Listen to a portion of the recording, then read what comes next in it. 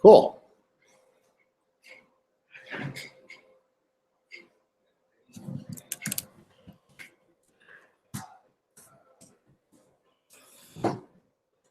Everybody, I guess we'll get started.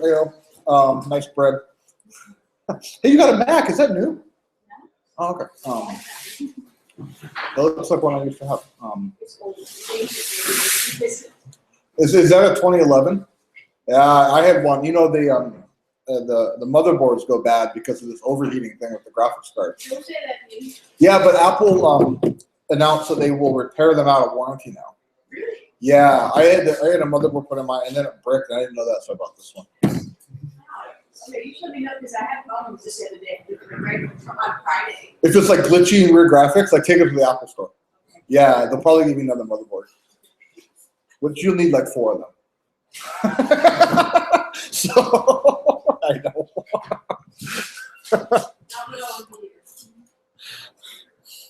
Cool. Well, welcome everybody. We'll get started here in a minute. If you're at home or watching the Hangout, let me know so that I can know that people can hear me. So we're recording this, and the link on the RailsSchool site up here should link to a recorded version of this. So if you want to watch at home, you can do that later on. So I thought we'd just do some quick introductions, and then we'll get to it. It's a small class tonight, which is cool. How does that sound, everybody? And I have an agenda here on the whiteboard. So I'll give a little bit about RailsSchool before we do intros. The first is that during class, I'll put stuff on the whiteboard here. And oftentimes people ask me to copy and paste commands in there so you guys can run them and keep up. So if that's something you like to do, you have to log in to the RailsSchool site. And then if you go to this class listing, which is under all events or on the homepage, you can click a show whiteboard link. And that's where that will show up. And the whiteboard will live in perpetuity. Hi, Joe. Cool. Can you hear me, Joe?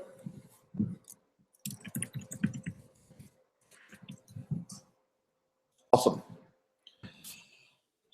And so about RailsSchool, who has been here before to a RailsSchool class? You've been here. Some first timers? Okay, cool. So so RailsSchool is a really informal, free thing started by some guys at CoshX Lab, started by Gabe, really, and CoshX is a company in San Francisco that makes software. And RailsSchool is every Tuesday night. We also have a RailsSchool in Charlottesville, North Carolina, because there's people who work for CoshX out there. And it's a free thing. Hello. It's a free thing we do to try to give back. And it's organized to be sustainable, which means for us that we don't really promise a curriculum.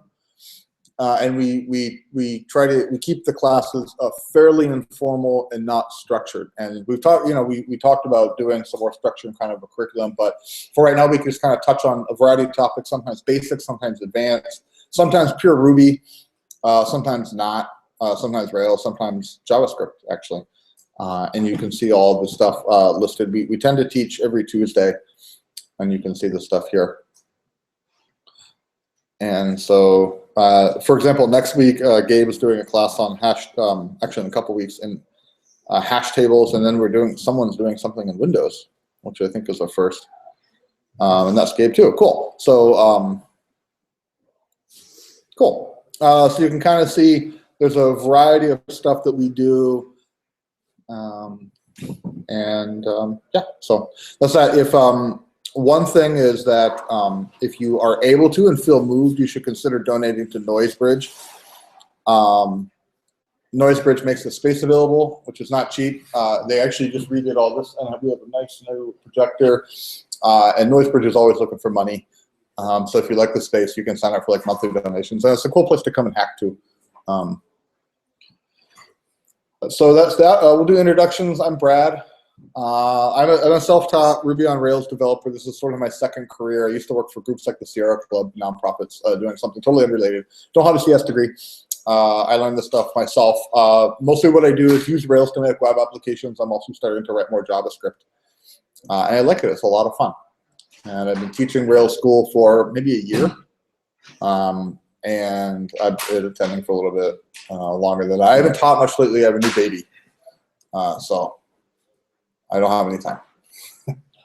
Cool, let's go around this way. And if you could do kind of a similar intro, tell me your name, maybe something about you, and then in particular, I'd like to know kind of what your experience is with the Rails in particular, or programming or web programming in general, just so I can get a sense of where we are in the class, because I'll try to kind of tailor some of this stuff to meet everyone's needs. Cool? Yeah, so my name is Clarence. Clarence? Yeah, cool. New to Rails, working front end and Rails at the same time. And Cool. I'm Dean. Been kind of working with Ruby Rails for a little bit, but not in a consistent manner. So I continue to just come to learn all these new tips and tricks. Yeah, I'm up here. I first started about a year ago, but I was turning off. More into the past couple of months, I'm doing a lot more focused. And it's freelance work, but we'll be doing it professionally.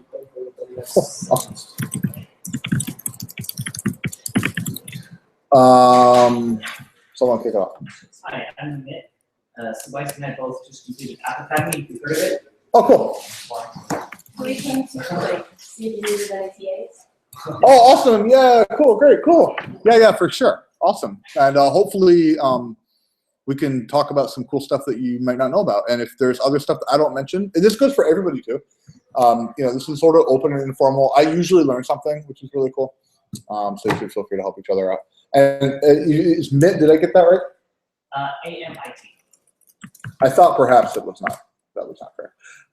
And you're Savice, S-A-V-I-C-E. S-A-V-I-C-E. S-A-V-I-C-E. Thanks. Sorry for No. Sorry. Yeah, can't it be like Sally and John or something like that? Also, teaching is not a formal thing, so if it's something you guys feel like this also anybody wants to teach, I kind of jumped in, and it's really great. I've learned a lot teaching. So this is also this is totally open. I totally like to do that. Cool. Find information on doing this.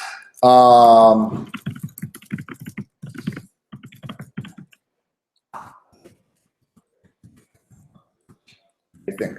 Cool. I think that's the email address. Hold on. Okay. Yeah, that looks right. Of course. Yeah, thank you guys. Also, one of the RailsSchool teachers helps out with Rails Bridge in Oakland too. So I'm an East Bay guy, so fair. All right, who's next? Guy in the back. I'm Alex, relatively beginner programmer, just kind of been doing it on the side for the past year and a half or so. All the JavaScript so far, so this is my first foray. Cool, awesome.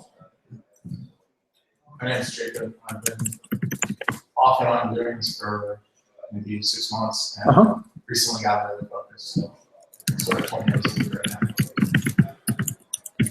Cool. Is Rails your first like programming kind of thing? No, yeah, I did math.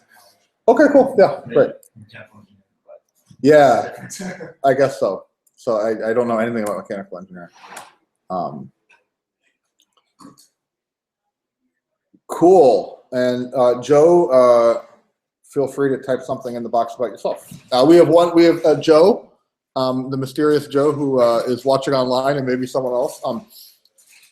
Quick survey of the tools here. We have Google Hangout links, so if you're at home and want to watch this again, you can. I'm going to paste stuff into the whiteboard. And then we also have a new thing. Did anybody notice this Code Wars thing here? Well, the one I picked you found frustrating? The Code Wars thing, just in general. Right? Like it says sign up, and then it says do these things, and if you don't do these things, you can't sign up. Okay, well, that's good to know. Okay, good, cool. Okay. Anyone else like hate Code Wars? I've never tried that. I've tried it. I like Okay, I cool. think it's pretty fun. I don't remember the sign up because I signed up a long time ago. Uh-huh. Like the challenges are fun. I learned a lot of the challenges. Ruby class, if you're here for Rails School. You know, it's funny. We're doing Code Wars as a new thing, and the idea is every class will try to have some sort of kata. I don't know what a kata is. It's a thing. It's a challenge, and you should try to complete it. Supposedly, the website should like magically pull information about who completes it and put a little star by your name, but that doesn't work for me because there's something weird going on. So, I'm with you, but in general, Code Wars is super cool. And one thing, since there's a lot of new folks, I'll share one thing that I found really good while I'm learning. Oh, cool, awesome. Is to make sure you spend time learning actually how to program, not just how Rails works. I mean, there's a ton of stuff to know about the plumbing, and that's what we'll talk about here. And you can go a really long way, but it's easy to forget that also we're using a programming language. And these kind of simple, challenging puzzles are really good at thinking about how to solve problems programmatically and just learning the language syntax and things like that. So I'm learning JavaScript now. Some of you guys are ahead of me. And that's what I'm doing. I stopped kind of messing with frameworks and just started writing little programs to do things and learning the language a lot faster. So cool. And we have another Alex at home. Are there JavaScript classes here too? You know, every once in a while we'll do something in JavaScript, but it's more about like we did an Angular thing, a couple of classes in Angular. There was recently a class on D3.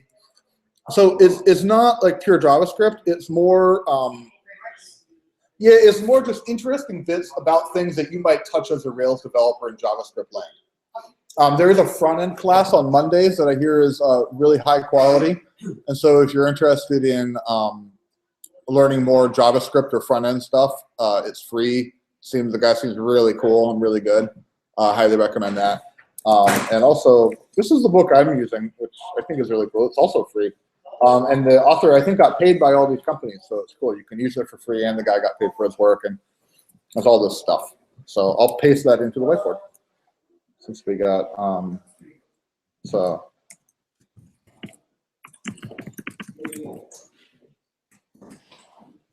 Well, yeah, I was like a agriculture teacher at TA at RailsBridge over the weekend. I did 5 days. Awesome, cool. Yeah, cool. RailsBridge in San Francisco? Yeah. Oh, awesome. Nice. I didn't know Gabe was involved in the SF one. Yeah, he's the one who told me about this. Awesome, cool. Sweet. Can you, I hope you guys can hear okay with there's noise bridges, all kinds of things going on. So the goals today, we have 2 goals I wanted to talk about. The first was they're kind of related and they're kind of separate. The first is modeling data, and that's sort of like how do we think about the problem we want to solve and come up with a way to kind of model that problem in a database or a persistent data store. That's one thing, and we'll touch on that, and we may or may not dig into this more or less. It kind of depends on how you guys feel about it. And then the second thing is related to that. How do we use Ruby on Rails' tools to kind of get everything out of our data model that we can? And that's really the focus of the class. And hopefully we'll have time to kind of dig into some of these methods and learn some stuff. So I will, during the class, we'll build an app. I'm going to look at a lot of the documentation because I don't remember this stuff either. And I want to encourage everybody to not think about this stuff as stuff you memorize and think about it more as general things that you know and then know how to look stuff up. So I will liberally look stuff up. And also I will probably look at, especially if we get to this this has and belongs to many, I will look at other code from other projects I've had to remind myself what I did. I'm actually studying that right now, so I'd be very interested in that. Okay, cool. Well, let's make sure if it gets to be like 8:45, yell at me and we'll jump into that. Does that sound cool? Because this is often requested. I have no problem doing that. Anything else on this that people are like, I want to make sure we get to? And also, please let me know if you can see it and hear me and all that. I'd also like a reminder for like what a has and belongs to many polymorphic associations are. Yeah, awesome, cool. So more advanced relationships. Well, so let's just get to it and we'll speed through. So first of all, does everybody know what a relational database is? If you don't, that's cool. Kind of, sort of, maybe. Cool. let's talk about a relational database. And we have a whiteboard, but we don't have any markers. So I'm going to use Excel. So everybody knows what a database is, right? Okay. It's a persistent data store, you know, some way to store information. You know, a program can always, I'm sorry, you guys probably can't see this very well. A program can always store information in memory, but sometimes you want to put information and have it there for a long time to store a lot of stuff. And so we put these things in databases, right? And there's a lot of different kinds of databases. We heard of NoSQL or SQL databases, SQL, but one of the most common, or the most common kind of database, especially using Rails, is what's called a relational database.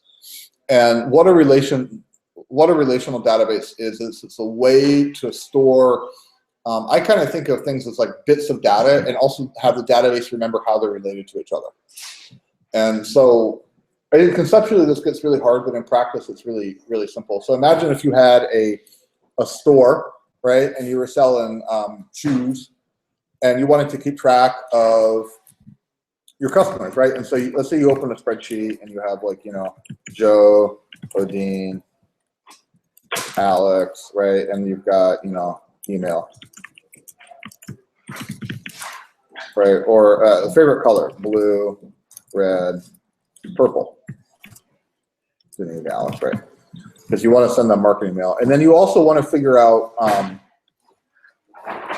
and you also want to keep track of orders. And so you know how many shoes you sell. And you sell one kind of shoe, right? And you want to know who buys it. So you'll do like Joe, and then he bought 4 shoes. And then Joe came back and bought more shoes. And then Odine bought 1 shoe. And Alex bought 23, bought 34 shoes on multiple occasions, right? And you're a shoe wholesaler. So this is all right, but one of the problems with this data structure is you can see that we're repeating this thing about Joe an awful lot, right? And it might be that we want to kind of combine this information in a really useful way. So let's say in addition to favorite color, we're storing Joe's city, the city.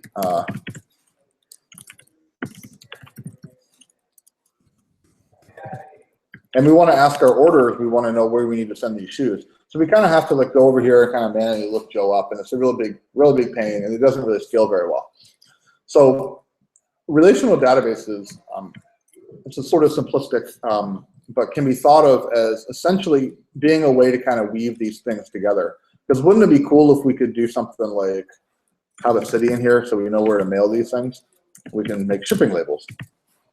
But we don't want to have to retype this over again. We want it to sort of reference the other table.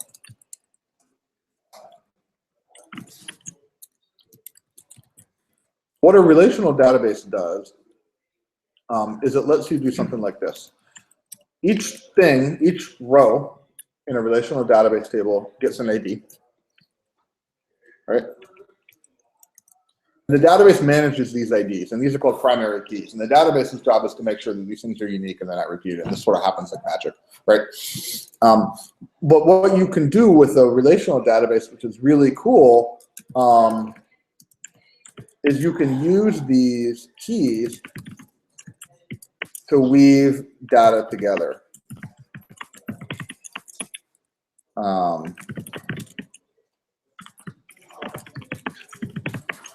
So instead of customer ID, instead of customer name, we can replace it with customer ID. And we know that all of this is actually 1, and Odine's 2, and then we have 3, 3, 3. And we can kind of delete this. We don't really need this stuff anymore. And we can have our database perform these lookups sort of seamlessly and sort of weave tables together. And this is how we talk about managing the relationships. And so we would say that each customer actually is related to many different orders, right? You can have one Joe here. Joe can kind of own, if you think about it, as many orders as we want, and Joe can make hundreds and hundreds of orders, and that's cool. And we also think of it as an order belonging to a certain customer. You can see each order has exactly 1 customer ID. and each customer can actually be associated with multiple order IDs. And we would call this a one-to-many relationship. They're much more complicated than this, but this is kind of how it works. Does that make sense to everybody? Cool. So as a general rule, when you're using relational databases, when you think about how you want to model data, you want to basically try to think of what tables you want to make and how they relate to each other. And this is called the process of normalizing data.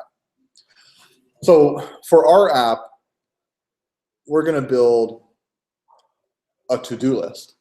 So as we get our environment up, think about how we're going to model the data for a to-do list. We want a simple app that lets us keep track of different lists of things to do and information about how we're going to do it. Really simple. Good question. Let's just do, it's just for ourselves right now. Yeah, or everything's public. Yeah, good question. So if you want to, I'm just going to fire up some good old Rails here.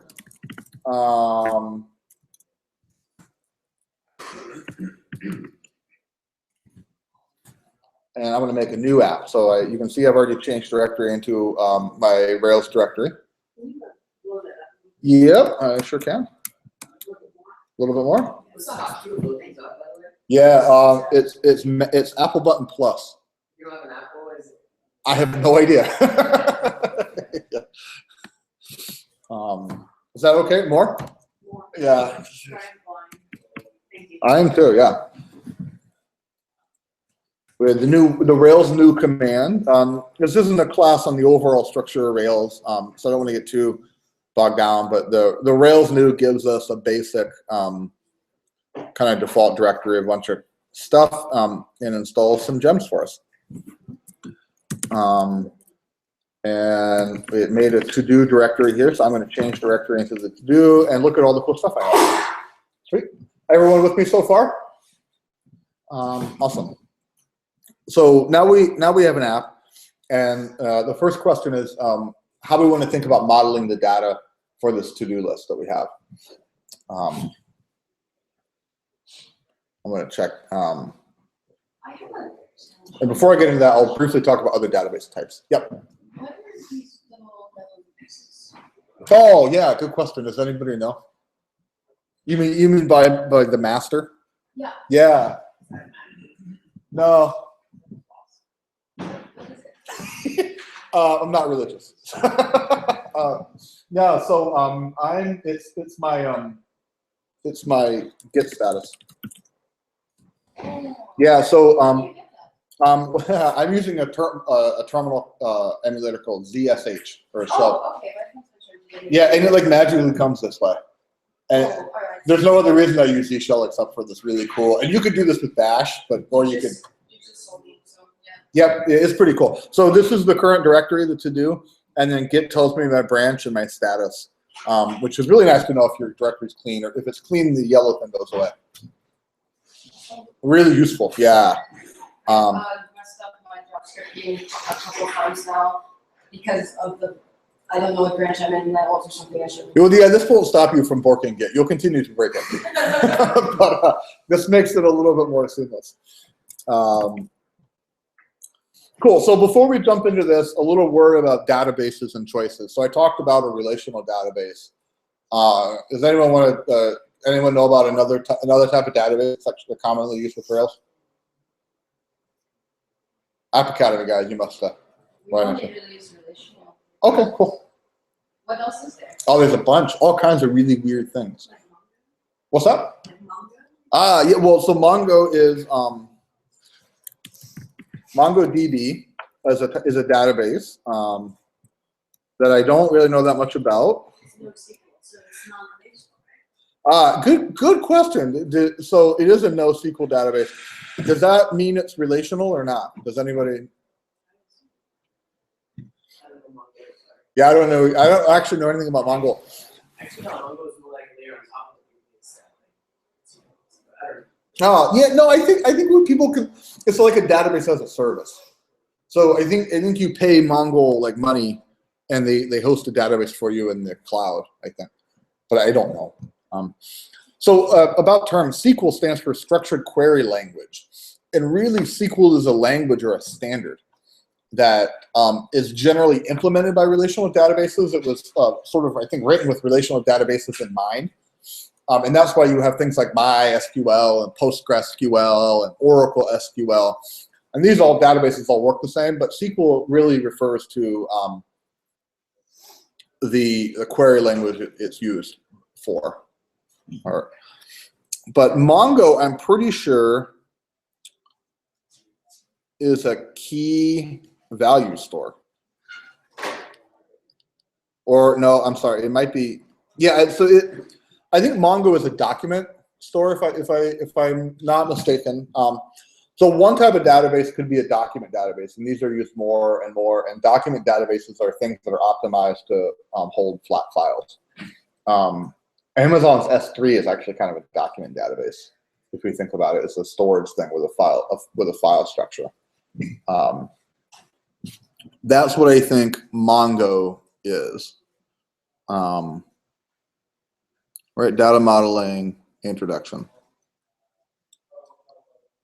Yeah, so there are collections and there's no document structure, so you can kind of like put whatever you want into these things. So Mongo would be super cool if you were writing a database and you were trying to give people back documentation about things and you wanted to store a bunch of PDFs, I think. That would be pretty cool, right? That would store PDFs really well. Yeah, right, I think. And just retrieving them so that you can read that PDF without connection to anything else. If it doesn't, they should write that because that would be super cool, right? But you can imagine how that's easily done, right? You kind of have this like database in this model is these like text blobs.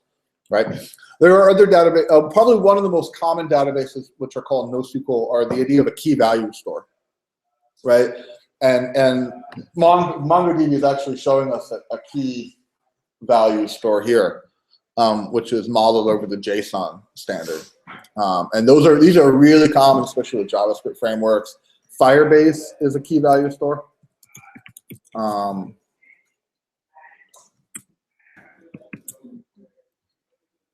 And you can do really cool things with these. So I just wanted to point out that there are things. Cool. Just want to make sure everyone's having cool at home. There are other ways to model data than just simple relational databases, although relational databases do a lot of cool stuff. And I think you'll probably know, it's one of those things where, like, if you're having a hard time modeling something in a relational database, you kind of know it. And that's when you should look at these other things. I wouldn't suggest go learn about key value stores just because they're cool. I mean, necessarily. Learning is always fun, but don't feel like you need to use them because they're better. So what databases have you guys used before for Rails? Someone who's used a database? Cool. Postgres. That's what Oracle likes. Good reason. Anyone else? Postgres. Cool.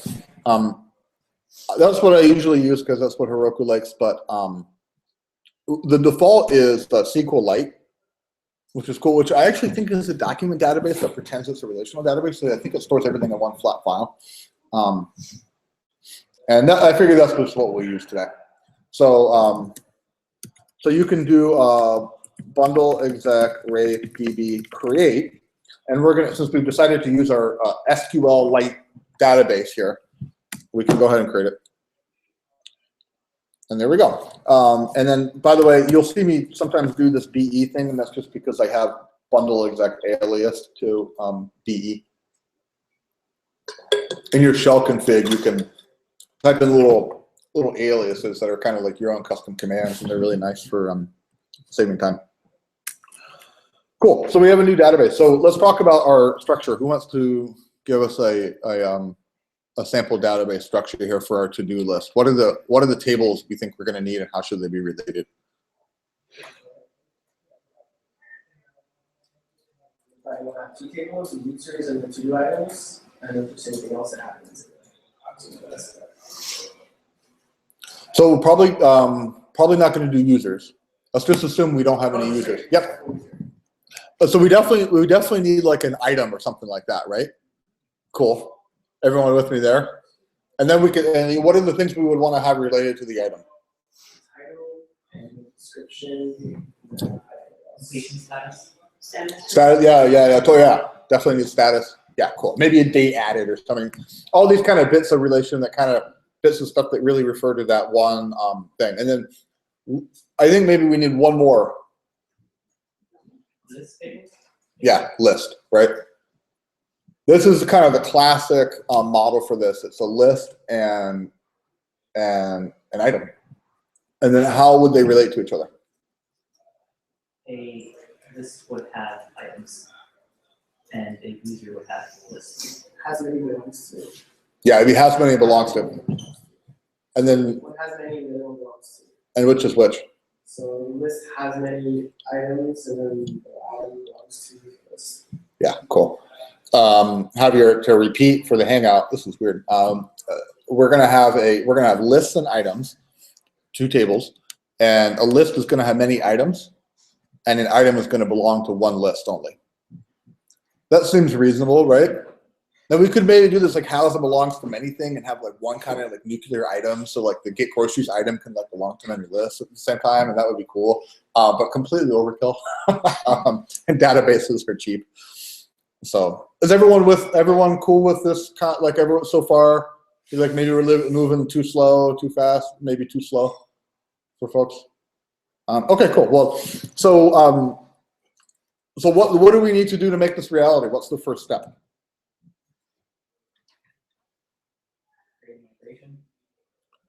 Create a migration.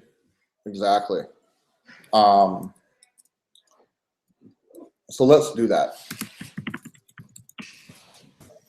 Create. So. Rusty on one Rails. If you create a model, will it create the migration for you? It's a good question. I don't know, and I don't care. But I wanted to bring that up. So Rails is funny, right? Because Rails does all this automatrical stuff for us. Everyone tried to scaffold some code before. Everybody's tried that, right? Everyone's probably generated some stuff. The difference between scaffolding and generating, scaffolding. Gosh, I don't know this. Anyone want to give that a shot? So I'm pretty sure it does because you can pass like options to your model when you're generating the model. Yeah, totally. Table values, and then all you have to do is actually run break minder and generates like the actual table. So it does create a migration. Cool, I was just curious. Yeah, I think so too. It creates a migration copy. You have to actually break. You have to run it. Yeah, but you don't have to edit it, right? If you get all the options right in the command No, line. so you can give all the options right away, or it creates it so that you can edit it and then run the migration. Yeah, cool. It's a very key like that.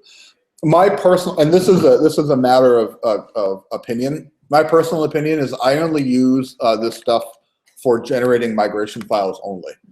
I actually don't generate models or controllers or views, although you can do all this stuff, and you can also scaffold, which like generates all of it. And there's 2 reasons. One is I don't like how it creates a lot of extra files, A. And then B, I found I kind of just learned faster doing it kind of manually myself because it kind of reinforced like how things work together. That being said, I do use the migration just for the empty.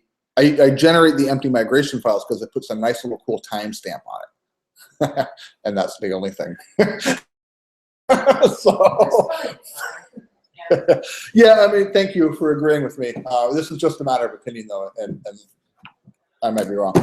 So we're going to generate a migration for creating items, and then I'm going to do another one here.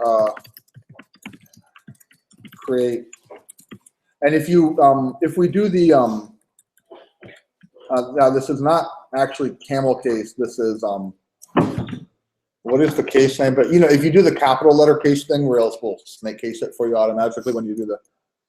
This isn't camel case. Is it? It's a camel case because it inherits from like the migration object. Oh, actually no. It does. It does inherit from active record migration. That's right. Like the model doesn't be that, but the file name is going to be snake case. That's right. Yeah, exactly. Yeah, this is camel case is technically lowercase is the first letter, and that's what JavaScript people use. JavaScript people. So, but you can, Javier is right. You can see it snake cased it. So, everyone with me so far on creating the migrations? Cool. So, I skipped something I put in the in this, and that was sort of an overview of active record. Does an ORM, the concept of an object relational mapping does not make sense to people. Should we talk about that for a little bit? We think we got it? Cool. Active record is an ORM. And then we kind of touched on these naming conventions. A lot of what makes active record work like magic is that we name things the same way, right? And really that's, there's two things. There's rules about whether things are pluralized or singular, and there's rules about the capitalization of things. And then the third one is don't name your something a reserved word. Like don't name your database table like model. That'd be bad, right? Or like Rails. That would be bad idea. So if you follow those rules though, name things sensible things that aren't reserved words. Follow, snake casing for file names and this kind of casing for inside the model files, and follow the pluralization rules. Things will work magically. Tables are plural, right? Model files are singular. And this will make sense as I'll reinforce these as we go along. But I just wanted to touch on that. So a lot of this magic about this object relational mapper, which is active record, this glue between this database, is the fact that we just call things the same, which is why the internet works. It's kind of amazing. So hello.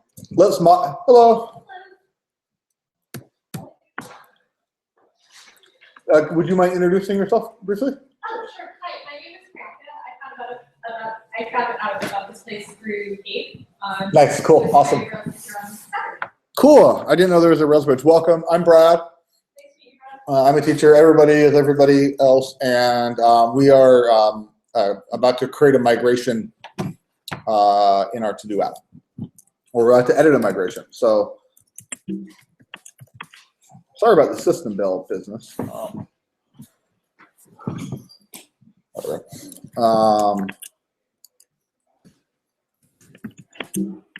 Whoops.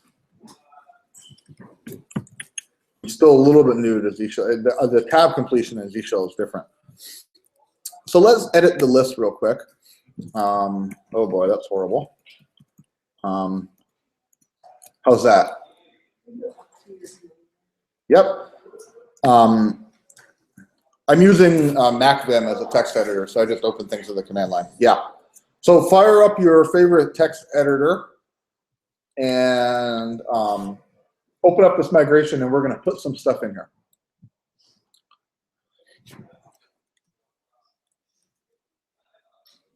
So does anyone want to explain what this file actually is in sort of a basic Ruby sense? I'll expand it out here to kind of. Javier, you touched on the first bit. Right? It's a class that descends from active record migration. Right? This is a plain old normal Ruby. Nothing really magical here. And it has one method called change. Now we used to have methods called up and down. Everyone remember that? It'd be like you migrate up and that would like add the change, and you migrate down and that would take it away, and you kind of like specify. And no one does that anymore because Rails magically knows how to do things backwards, which is cool because you can roll back migrations then, and it'll undo things. And so inside of change, we have a create table method that takes two arguments. It takes a symbol here, which corresponds to the table name, and it takes a block. And in the block, we are going to do things like make columns. What do we want first? Probably a name.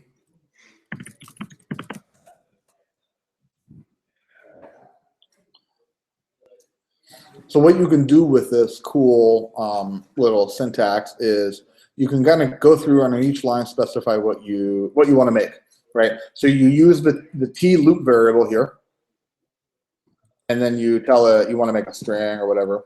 You give it a symbol, just a column name, and you can also specify default text and some other stuff too. If you go to the migration guide here, you can see a lot of all kinds of really cool stuff that you can give. You can tell it can't be null. right? That's the cool thing. You can tell it. I encourage you to spend some time looking at this kind of stuff. You can add migrations later to remove and add columns, all kinds of cool stuff. So what else do we need on our list? Create a desk. Yeah, and how do we get those?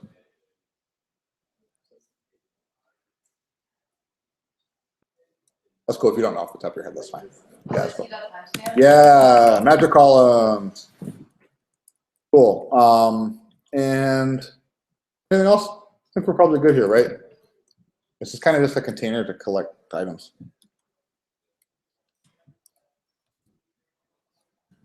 All right, let's open our other one. But everybody good so far on this migration? One note on default column values here. I really like to do this because it really sucks in views. Let's say someone creates a list and doesn't give it a name. Because, you know, maybe they want to do that, right? You have a couple of choices in dealing with that situation. One, you can enforce a validator that says, hey, you always got to give me a name for this. And that's cool, but those are kind of a pain because let's say in your brilliance, you forgot about a use case where an unnamed list is totally legit. You've like completely broken your act for that. That kind of sucks. But then, You don't include the timestamps. what's that? What happens if you don't include timestamps? You don't get created and updated that. And That then, automatically handles both. what's that? That automatically handles both. Yep. Okay. Yep. You don't need them. I guess I was under the impression that timestamps gets automatic, like generated automatically, but I don't think so. If you. We can leave it off and see. maybe if you. If you generate the migration model, I then think it'll that might put be- it in. It'll automatically add it for you. Yeah. No, so my way is slower. Yeah, no question about it. Yeah, timestamps are cool. This automatically adds an updated at and an auto-incremented update at and then a created at column to your table, which is super useful. And I'd encourage you to just throw them on there all the time. That being said, you know, you don't have to. It'll work fine just without it. But they're really nice to look at data and see if you've changed it. Cool. So back to the default thing. One of the problems is, let's say you don't require a name because, you know, your boss says you can't require a name. Then in your view code, every time you try to pull up the name and someone doesn't give a name, you're going to get a nil and your code's going to blow up. And so then all of a sudden you're going to be putting like, you know, list.name if list.name exists all over your view code. And that sucks. Who wants to do that, right? Because if you try to do things like title case to nil, your Rails would blow up. Does that make sense to everybody? If you had like a title, like, you know, list.name .title case, and your list didn't have a name, that would throw an exception and the user wouldn't see the page and everything would be horrible. But if you just have a default simple string there, then everything will work fine except that just won't be there. So that is why I do this. There are other approaches to creating default column names, and we'll look into that in a minute. So cool. Let's make another migration.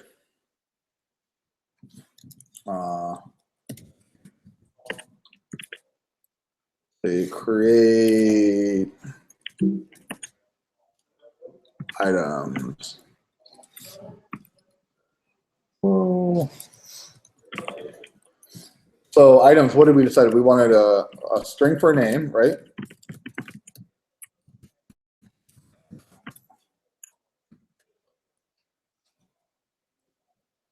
And we wanted description. And we wanted some sort of status, like complete, right? How should we store this? Any thoughts? Where? Yeah. Boolean is a good option, right? You would do like Boolean complete, and you could just default it to false. Can we think of another way we can store this? Store it as an integer. You could do totally. You could do it as an integer, 0, 1. What if there are more? What if we say, well, we need to have 3 states, not started, working, and complete. String. String, it's an option. Well, strings kind of suck. What if someone mistypes it? But then a typo in your code, you know, like 30% of your database like doesn't exist because you misspelled competed. And then that's always a drag. You have to constantly like magically change it back and forth. You could also store it as an integer and have codes and be like, one, like 0 is not started, 1 is working, 2 is completed. Anyone know what that pattern is called? So to back up a little bit, the problem with the string idea is that you're kind of using, it's like strings are for people, right? And machines have to do this like complicated string comparison to see. And then also, so you have that kind of overhead of having to compare strings like just completed equal completed all the time. But also you lose the kind of linear logic of an integer where you can't ever use like greater than or less than on a string. Where you can't, it just doesn't work the way you're going to want to do it. Like there's no sense that completed is actually greater than pending, but that might be a concept that's useful in your app. And integers actually get at that, right? So the idea of if you have a database column where you want to store some sort of flag or some sort of machine readable code, I always think about if I have a database column that I wanted to make a symbol in Ruby, that pattern is called an enum. Which was super cool. And enums are now baked into Rails in Active Record. So you can do basically, you're like, yo, Rails, I want this to be an enum, and here are the 3 options. Rails will magically handle everything, so you can come back later and change the options around and add more later and not worry about it and get this really nice syntactic sugar and have integers in your database. So that's a cool thing. But we'll just do a default. We'll just do a Boolean. So enums.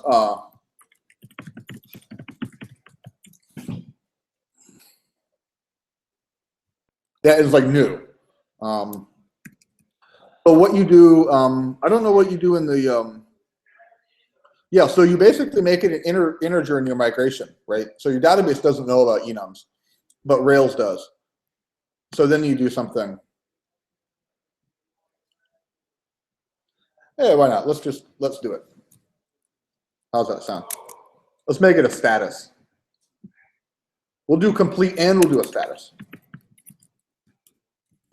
We'll get feature bloat.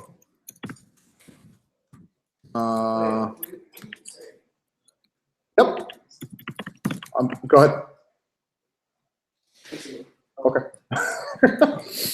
So this is a little bit weird, right? We're gonna have a complete Boolean and a status integer, but I thought maybe we'll play with, if there's some interest in playing with enums, we'll just throw it in the database to do it. Normally, I probably would suggest that this is not well thought out because it's confusing. But Booleans are cool. So. Is that the proper like syntax? Where are you getting that syntax from? Oh, for the enum, you mean? Yeah. From what I see right there, it's column your status into your default. Yes. That's because this is the syntax for changing, for a migration that changes stuff. Okay. Oh, okay. My mistake. I think. Okay, I think you're right. Right? Where's the syntax for how do you create one? I'm just curious if you got to use integer or. Maybe you're correct, but I'm pretty sure. I'm assuming it'd be the very first thing on the top. Enum migration. I just wanted to break in there. Yeah, integer. Okay, cool.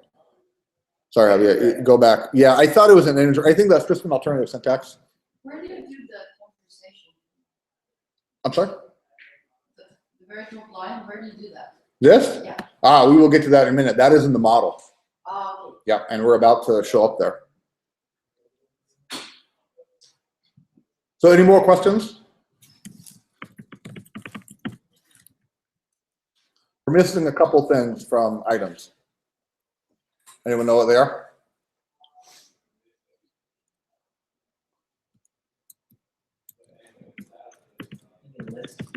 All right. We need a list ID, which is called the what? Yeah, we need a foreign key. Now there's a couple of ways to do this. Yep. Can you explain that to the group? So every table has their own primary key, which is essentially the ID number of each like column on the table. But then if you're doing a relationship between two different tables, you need to create a foreign key, depending on what kind of relationship you do, of course. But in this case, we need to do a has many belongs to relationship. So then the table that has the belongs to relationship has to have a foreign key for the original table. Sorry if that's a little confusing. No, that's exactly. Yeah, that's good. Yeah, that's. You might want to explain it better. Okay, you understand? Kind of. I mean, It'll be very obvious once you do it. Yeah. This is conceptually difficult. So I think there's two things going on. The first is the idea of foreign keys and what table needs the foreign key and what doesn't. Yeah. And that, like, you should not feel bad if this is something that just does not stick conceptually. But Javier is right. It's the many side that has it. Because if you think about it, So it belongs to has a foreign key. yeah, it's the thing that belongs to another thing.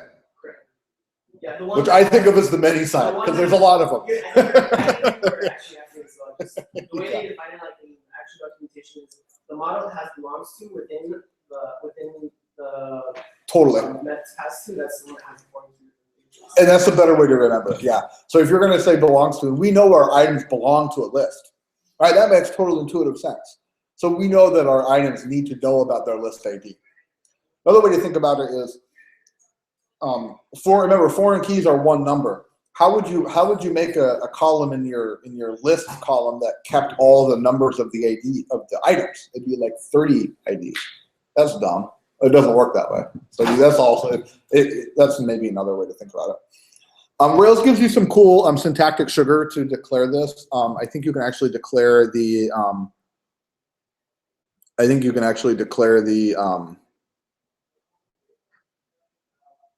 I think for illustrative purposes, you can leave out the foreign key ID in the database, and then when you actually create the association, it'll jump out an error that says missing foreign key. You're right. And it'll be like it'll make it really obvious, I think. But you don't have to know if that's going to take long. Yeah, well, let's just leave it in there now. That's a good idea, though. So one note is that you guys know that we're not actually making foreign keys. One note, technically a foreign key is enforced at the database layer. So you can go into Rails and delete a list with a lot of different items in the console. And like Rails isn't going to stop you from doing that. But a real database layer of foreign key will enforce foreign key integrity. And Rails has not had this on purpose for many years because of the idea that it's database agnostic, and some databases don't accept the idea of keys to begin with. So what we have in Rails is we have sort of a programmatic or fake foreign key thing where, and you can kind of see it here, right? This integer thing, this is just a column with a number in it that happens to be called this magical name that Rails will magically guess and enforce all this stuff for us.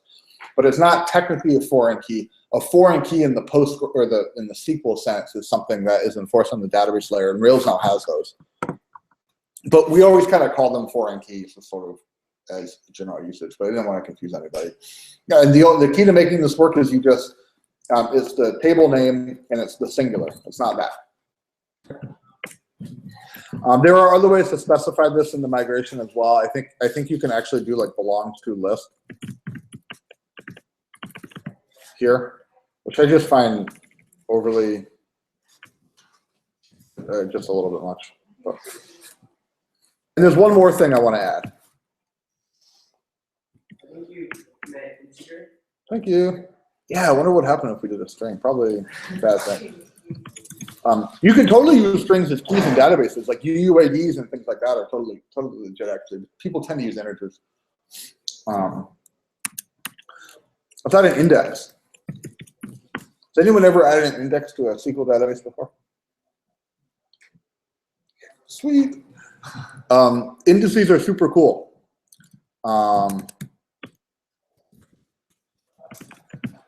Who can tell me what a database index is?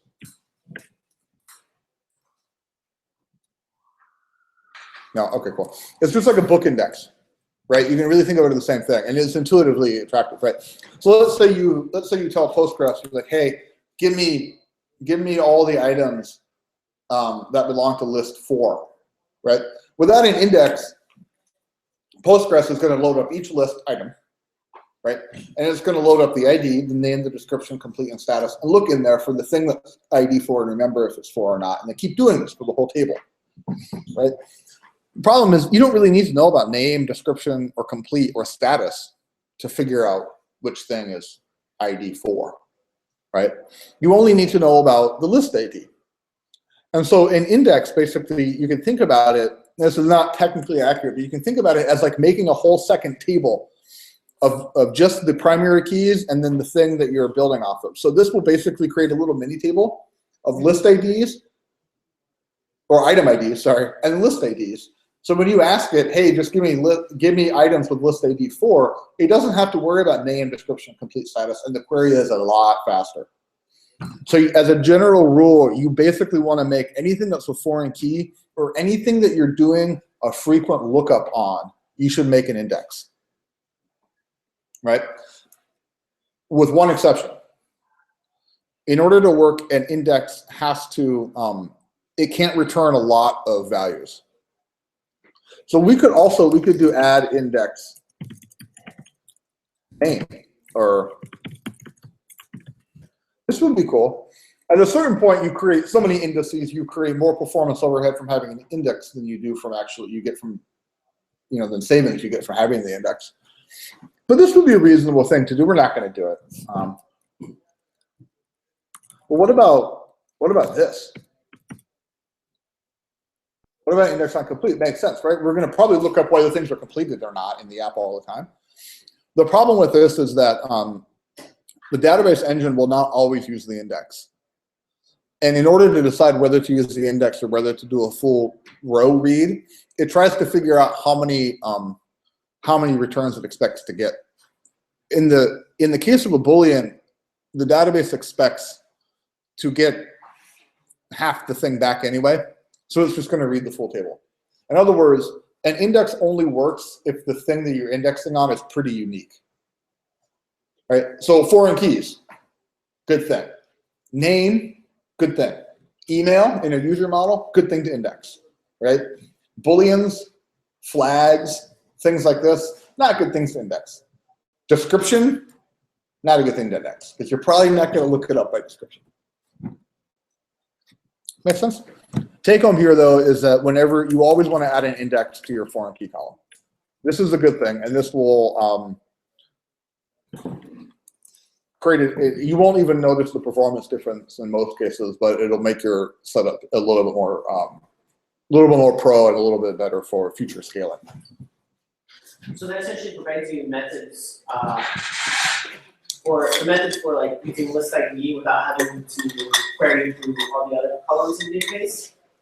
But it just gives you like that method on faster performance, right? Yeah, that's right. It doesn't change your interface on the Ruby level at all. Okay. Not at all.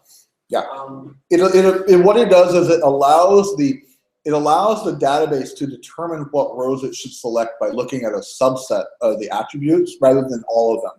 And then once it figures out what rows it needs to collect, it goes back to read the entire row.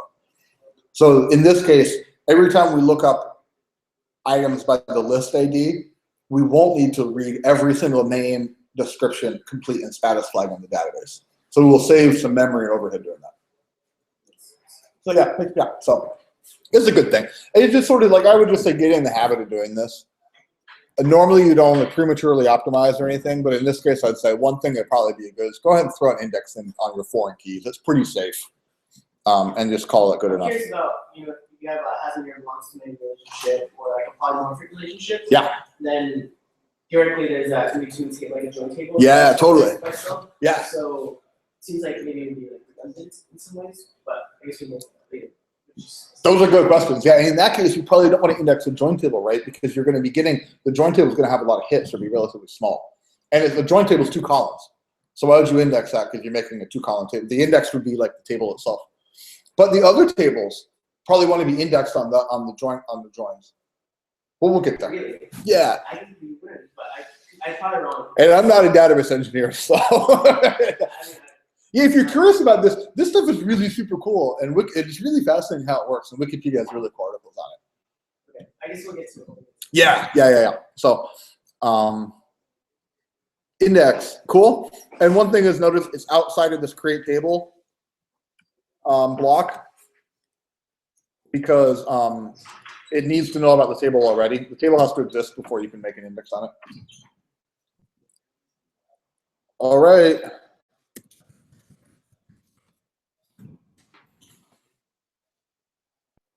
Woohoo, it worked.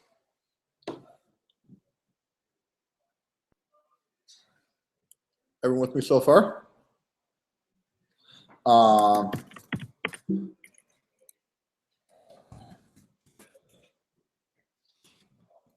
just made a migration, and I'm going to add a cool gem. Annotate. Has anybody used Annotate before? Yeah, it's like the coolest thing in the world. I don't know how people can program without it. And what Annotate does, it really should be in the development environment. Let's not be sloppy. That's good enough. And then after you do that, sorry, do you guys need that open for a second? It doesn't matter where you put it really for this example. The gem is just called Annotate. What Annotate does is it looks at your database, and on top of certain files, it puts a little commented out thing about what columns you have and what the names are. Super useful. So like in your model file, in your spec file, in your factories, actually, all kinds of cool different places. So Annotate is super cool. So you can install the gem if you want. I'm using RBEMF, and so I give it a rehash. And I'll pause here as we get some folks caught up. Have you used RBEMF or? We do use it, but we've never. Oh, well, you probably need to. You know how RBEMF works with the shim in your path? Yeah. So when you install new gems, RBEMF doesn't update the shim. And so what will happen is you'll install a new gem, and if it's not already installed in the system somewhere and you try to call it from the command line, it won't be shimmed into your path already. So rehash updates your shims. You should call it every time you do bundle install with RBEMF. Every time you install a gem, you should rehash. It's like the weird annoying thing. You can also add it to like your your shell configuration files and have it automatically run if you want to be cool. I'm gonna check the whiteboard. Everyone looks cool. All right, how's everyone doing? O's got a couple problems there, but everyone, I think we'll. You broke them too? Oh, did they work now? Hopefully. Cool. Would you guys mind? Is it Alex? Jacob. Your name's Jacob. We'll pause briefly for a work session here for just a minute or two. So let's break one thing at a time. Yeah.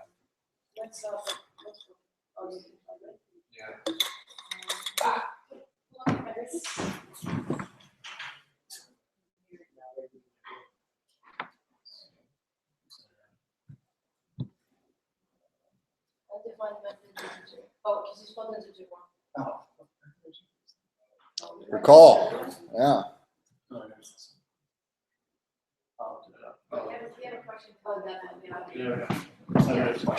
There you go. Someone's asking a question. Yeah. Okay. No.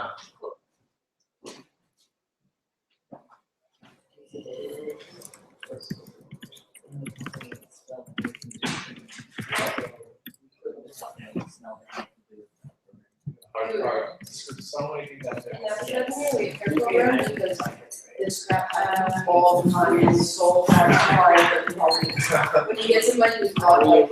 You're like, oh, it's called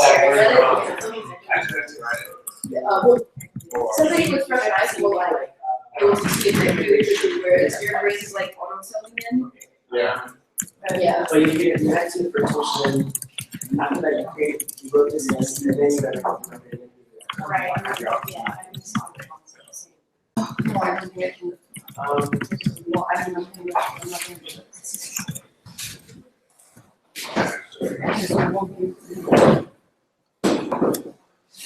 Cool. How are things going? Oh, broker computer. It is. Yeah, cool. Okay, so we're gonna keep going. Everyone cool with the migration so far? If you don't have the gem thing, don't worry about it too much. What do you What do? is the RBEN? So RBEM is one of two ways that most people use to manage their Ruby and gem sets. Oh. First one is RVM. The second one is RBEM. Oh, okay. You have RVM, yeah. So if you have RVM, don't worry about this. If you have RBEM, hopefully you know about it. It doesn't matter what you use. So cool. So let's look at the agenda real quick. So let's go ahead and make some model files, and we'll start playing with some of these cool methods. Let's do what do we want to do first? Items or list? Let's do list.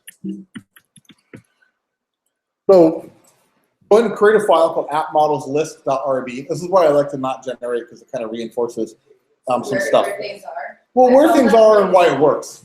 Yeah. So you notice list is singular, right? Not plural in the model, which can be confusing at first. Table names are plural. Model files are not.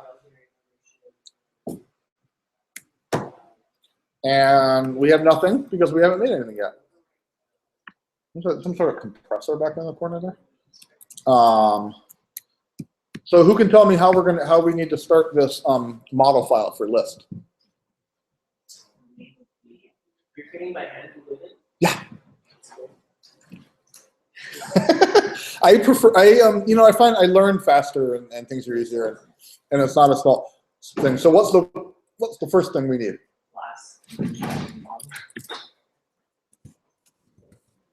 Right, in capital letters because we capitalize class names. I know because I've typed this a lot.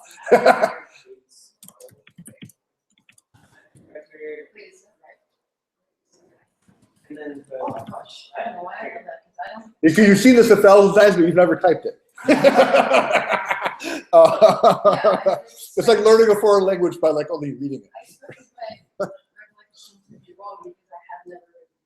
You'd be surprised how often it's right. That's the other thing. So. I actually would suggest people to really learn like where these things like inherit from, like preserve my knowledge like tremendously, just actually learn inheritances of these things. They had us write our own light version of Active Record. Oh man, that cleared up so many issues. Oh, you had your own version of Active Record that you Yeah, we used had for to your. write like a light version of it. Oh, like, cool. The core functionality and like Oh, nice. up to like the relationships. Oh, cool. Oh, sweet. Awesome. That's really cool. Yeah. Active Record, I would say, like, if you spend time like doing something, learning about something in Rails, I would say like Active Record is the place to focus your time. First of all, focus your time on Ruby, then focus on Active Record. Who can tell me what the colon is? It's the module inside of Active Record. That's right. It's a namespace resolver. And this means this is going to inherit from usually a module, but it couldn't be a class as well. And I think this actually has to be a class because you can't have a class inherit from a module, I don't think. But this means that inside of Active Record, there's a class called base, right? And you notice the migration's inherited from Active Record called a migration, which is a migration class inside of Active Record. Active Record has lots of little different classes. Okay, cool. So let's fire off annotate now that we've got this model. And that's what annotate gives you, which is super cool. And you can see it magically gave us an ID even though we didn't say anything in our database, in our migration. Yeah, I couldn't work without this. I actually had to do this project without annotate recently, and it was like such a pain in the ass. And we have the created at, updated at stuff. Cool? So at this point, we can fire up our console and see what works with this list.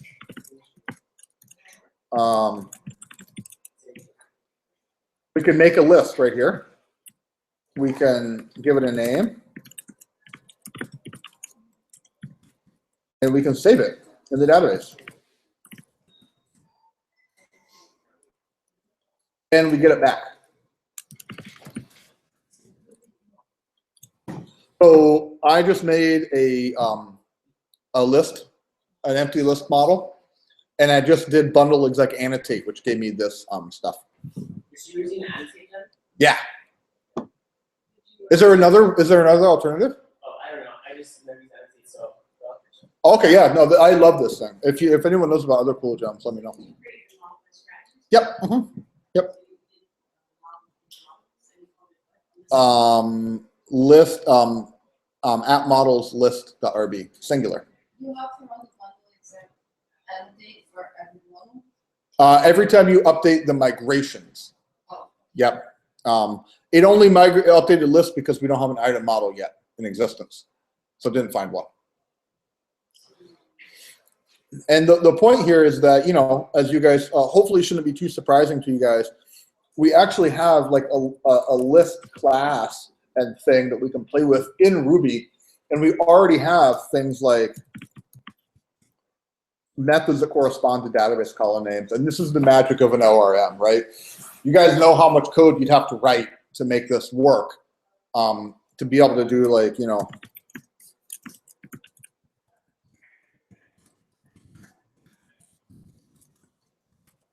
and have this actually end up in the database is pretty cool, right? And then we get all this for free, which is why we're using Rails. But what we want to learn about is how we can do even more cool stuff with this and how we can push this envelope. Pause though for questions or comments or thoughts or beliefs. Anything people want to share? It has nothing in it, except it is a class. And if we didn't have this, I don't know what would happen. Let's find out. Do you have a class? But yeah, what do you think has happened if we don't have a class declaration here? Whoop. Yeah, it's mad at me because unable to autoload constant list, expected a file to define it. This is actually really interesting right there. See that? I think this is a cool glimpse of what's going on. So when I told Ruby, I was like, take something with a capital L and call the method new on it, it knew to look in a file at models list.rb to find it. I think that's really cool. And that's how Rails works, basically. It doesn't know that necessarily by magic. It knows that because we capitalize list and because there's a table named lists. So it knows it's a model. And if I uncomment this, then everything will work hunky-dory. So you do need a class. And it has to descend from active record. That's how this list class gets all these magical methods like new.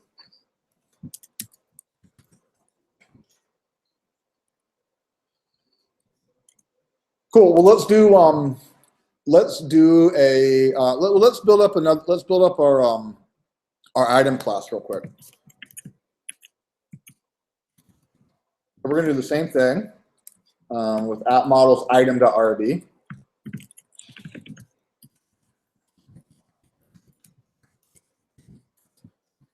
And then we annotate the item. And we have an item class now too. Woohoo!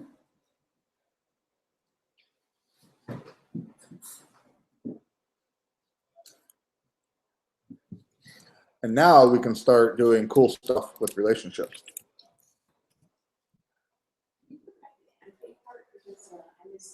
Uh-huh. What part in particular? Annotate's a gem. Okay, So- I installed the gem. Yes. And successfully installed, and then, Just do bundle exec annotate. and I get an What's the error? error. Error says, there's a block, this annotate's not going to bundle add to the gem file. Did you add it to the gem file? No. You should do that. Yeah. Yeah, and you're getting the error because you told bundle, yeah, because you use bundle exec. If you just said annotate, you wouldn't get the error, but it's good that you got this. So go ahead and add gem annotate. Yeah. Does anyone know what bundle exec does? Why I use it? Let's just, actually, I'm not sure. What does annotate do? We'll run it and see. Yeah, go ahead. It'll let you use gems that might not be installed on your computer if they're in your jump file. No, but that's an interesting idea. Close. You got the jump file part right. They have to be on your computer. They don't come from space. Does that have to do with your gem file unlock at all? No, Okay. not overly so. So what bundle exec does, so you guys know if you're doing different Rails projects or Ruby projects, you might have different versions of gems, like rake, across different files, right? How does it know which rake to use, right? Normally this isn't a problem because you type in rake and it's just like it finds like some version of rake and like the small minor version differences don't matter. But sometimes they do. And if you do bundle exec, that says, hey, use the thing that's in my current gem environment specified by my gem file. That's why when O got the error, she installed it on her system. But because she used bundle exec annotate and annotate wasn't in the current environment, it couldn't find it and got mad. So this is a nice little habit to get into and why I put B in front of everything I do. It kind of eliminates errors cropping up by versions of gems sneaking in your environment that you weren't intending to.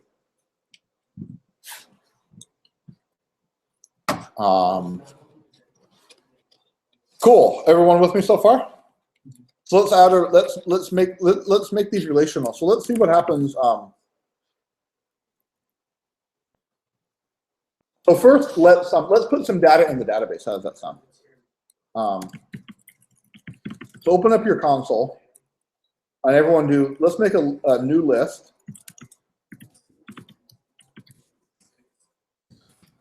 And then let's call it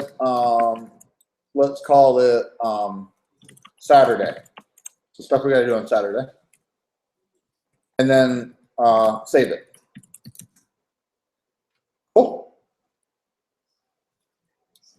And let's make an item.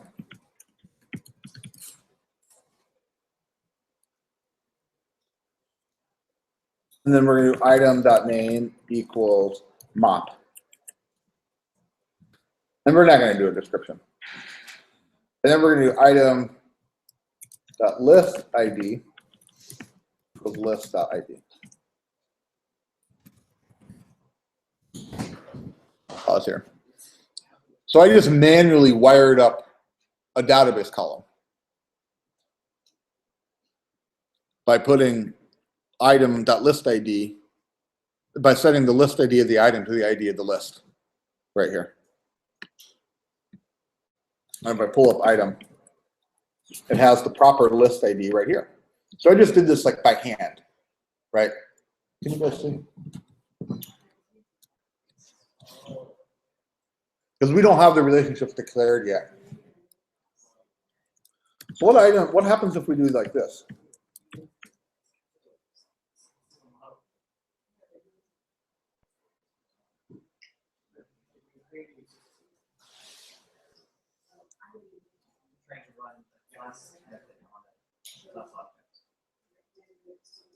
No, actually, but close.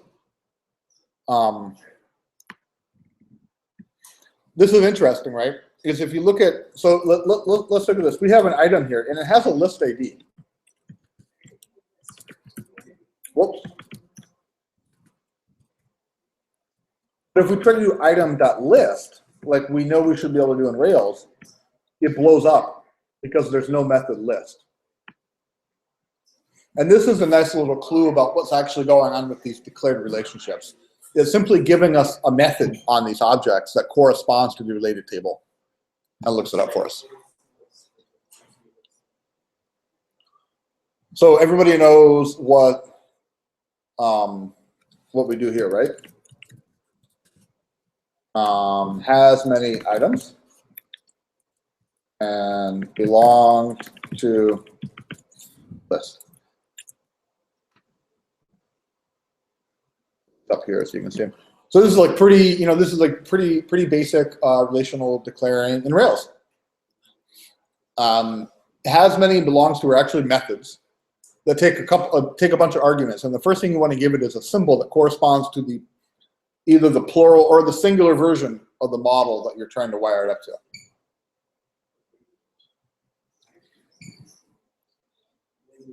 And you can do all kinds of really interesting stuff.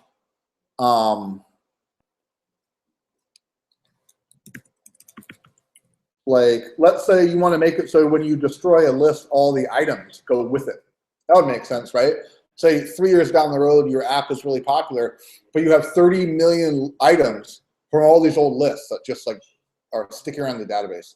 And you want to make it so when someone deletes a list, all the items go away too. Does anyone know how to do that? Aha. And I do it on this, right? On the list. No. I don't know.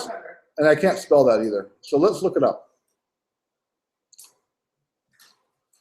This is where the Rails Edge Guide is really handy because you can look this stuff up. The has many. There he is right there. You do it on the has many one. So you're right, it's this one. It's not dependent.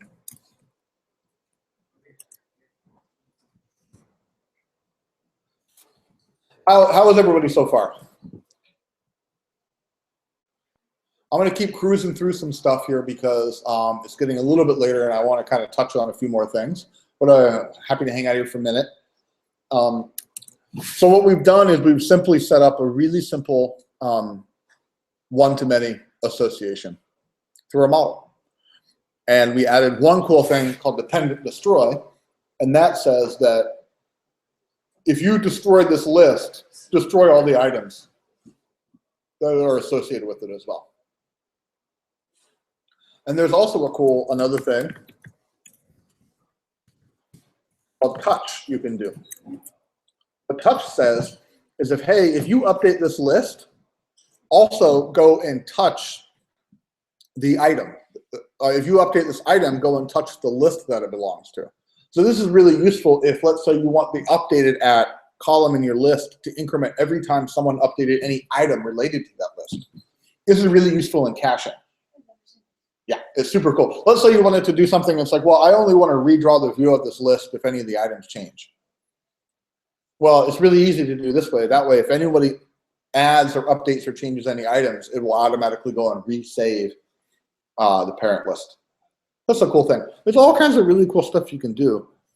And I encourage you to check this out.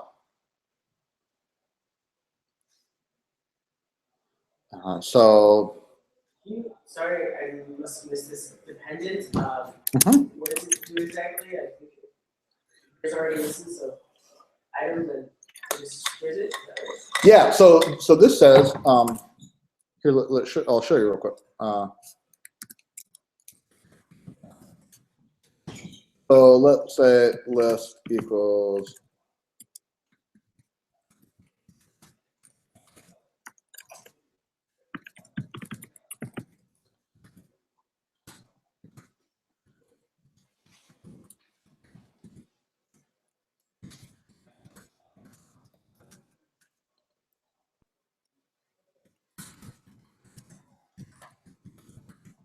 Okay, so I've got one list with one item. Make sense? So item is still there. Item ID is 2.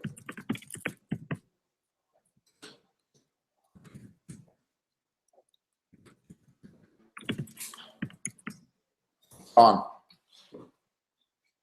So it gives you the command to destroy available to destroy the item on the list. No, when I called destroy on the list, what happened is my item was still around, but that was because it was in memory. When I attempted to reload the item from the database, it nuked the item too. So it destroys all dependents of that. Yep. So this is useful if you have like a user model, and if the user deletes their thing, you want to like delete all their info. It's obviously really useful in this case where we have a list, and if you delete the list, you probably want to delete the items too. This is sort of related to actual like real referential integrity of foreign keys. So what if you have real foreign keys, the database would not let you do this unless you actually deleted each item before you deleted the list, which is really weird. I think that's, yeah. So, Okay, so now we get to choose our own adventure here for a little bit. We've got about 30 minutes left in class. We can do. There's a couple of interesting things to dig into. We definitely know we want to. There's another book for polymorphism. So there's has and belongs to many. And then there's also these methods. Let me touch on some of these methods. Just talk about them briefly, and then let's dig into a has and belongs to many. How's that sound? And we'll make a user model that has and belongs to many lists. Would it be more useful to do the through? I thought has and belongs to many would be appreciated. Is it? Yeah, that's what I thought. Oh wow. Like people are just used to doing opposite. I think they're different. Oh yeah, no, you need to use them in combination. So like a has many through. So let's say you had a user. So let's say we want to add a user model to this, right? To the app. And you wanted the user to have, you wanted to figure out what items were associated with the user, because you wanted to show the user all of her items regardless of what list they're in. So if you wanted to do something like user.items, you would do has many through list. You do has many items through list. But let's say you wanted to make it so that a user can have many lists, and a list can actually have many users. For what?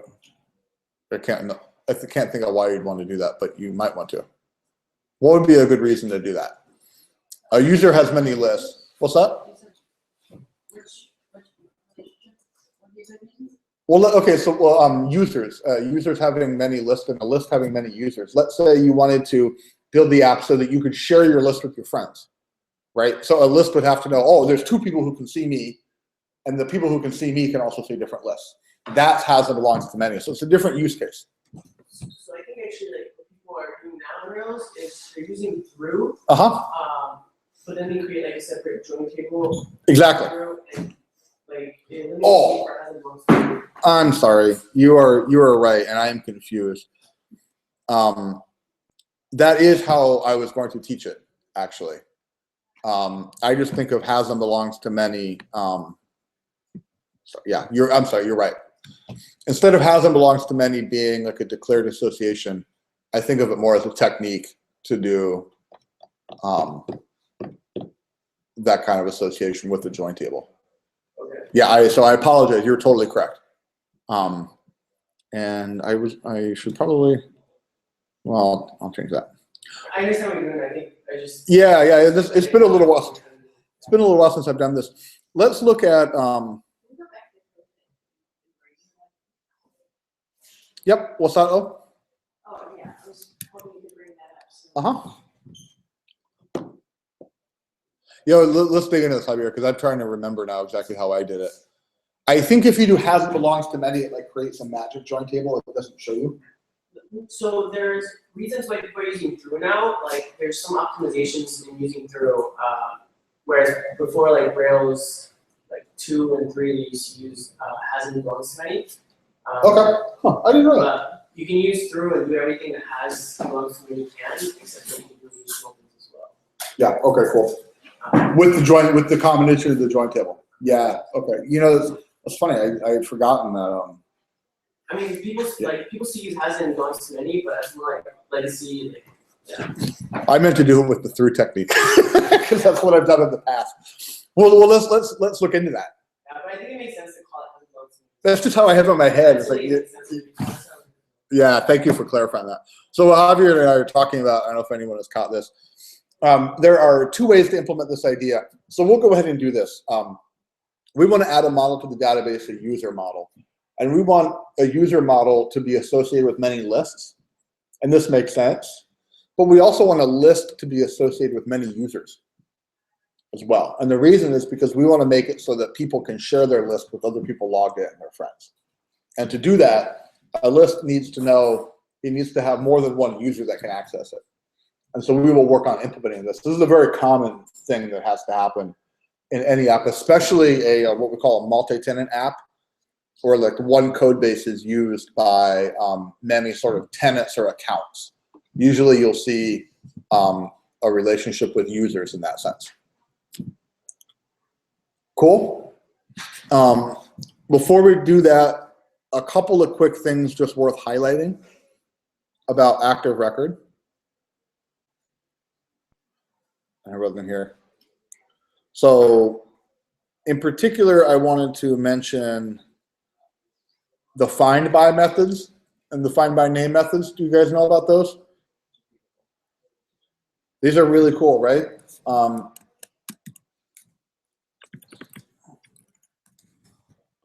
let's say we want to find an item by name, right? We can do this.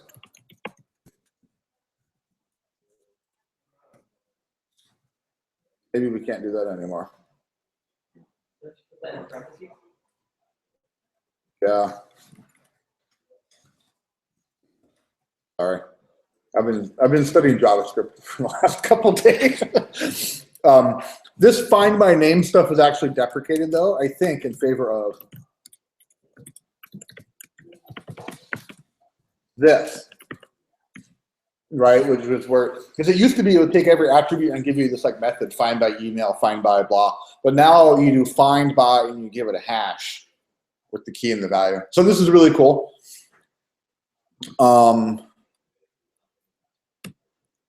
And then I also wanted to mention update all. So let's say we have one new name theme. Probably should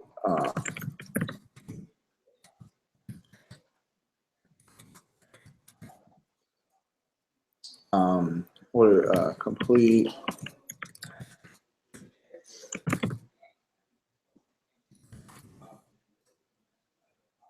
true. So update all allows you to update all of the things at once, which is really nice. Let's say you have an app that people are, you have out there and you add a column on it, later, and you're like, man, crap, I got all this data, but I added this column that needs to be updated. All right. Well, if you just loop through and update each thing and resave it, it'll take forever. But if you do update all, that hits SQL with a command that updates things in a batch. Super cool. And then the final thing to mention is the difference between destroy and delete. Javier shaking his head. Do you guys know the destroy or delete? Someone tell me.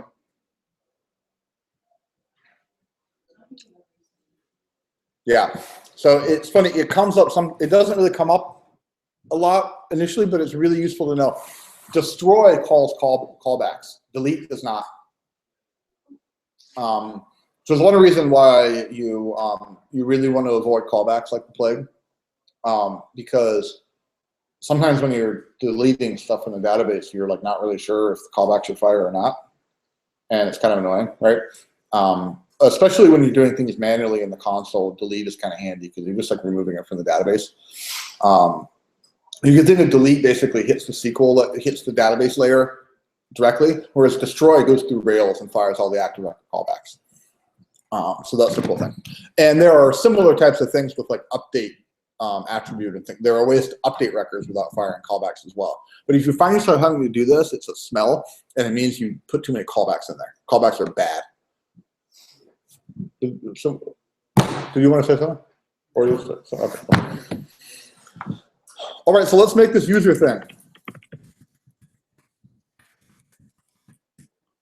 Make a migration.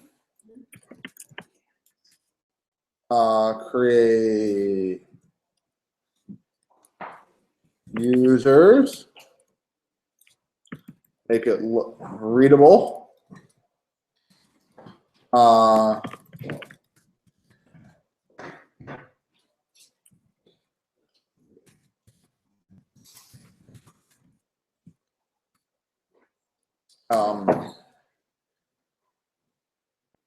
Don't really need anything else, right?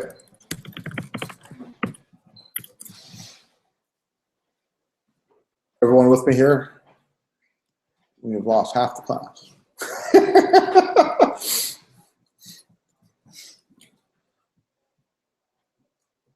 Cool. So I'll let folks catch up here for a quick second. We'll create a user table. We'll run a migration. And we're going to create a stub user model so we have the user stuff.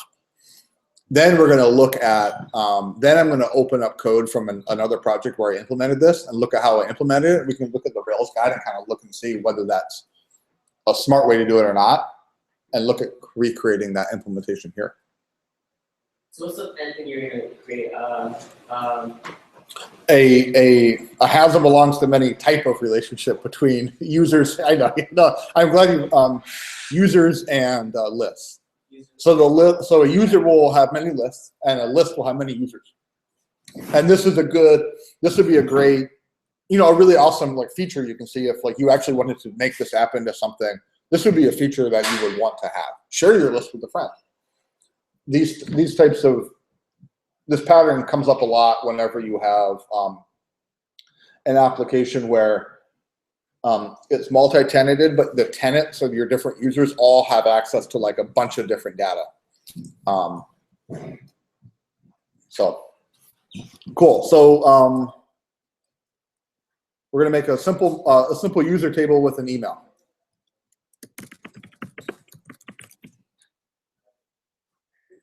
And migrate it. User to RB.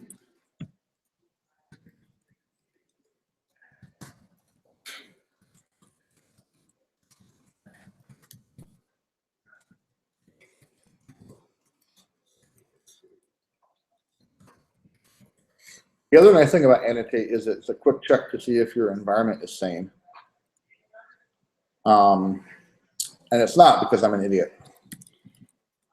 Active model is active record.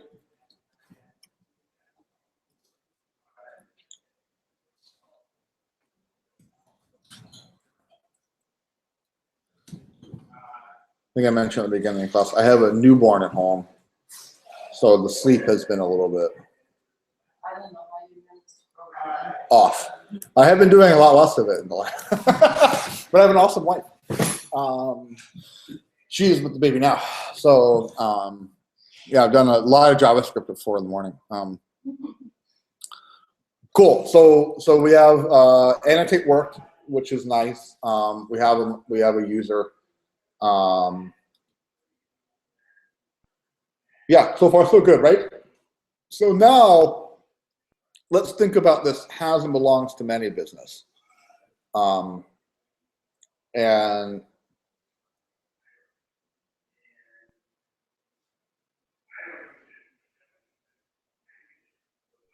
I'm just looking at this to see if, yeah, here we go. This is what Javier was talking about. So, Do you think it has and belongs to many? what's that? You can do the other one if it's easier. Now I want to do this one because it's easier because I've already done it. Or let's look at, well, I'm going to see which way I did it. So there are two ways to solve this general problem, right? The first is you can use a method called has and belongs to many, or you can do has many through and wire that up. And the important thing is just to remember that there's two ways to do this, but really both of them we're looking at a join table.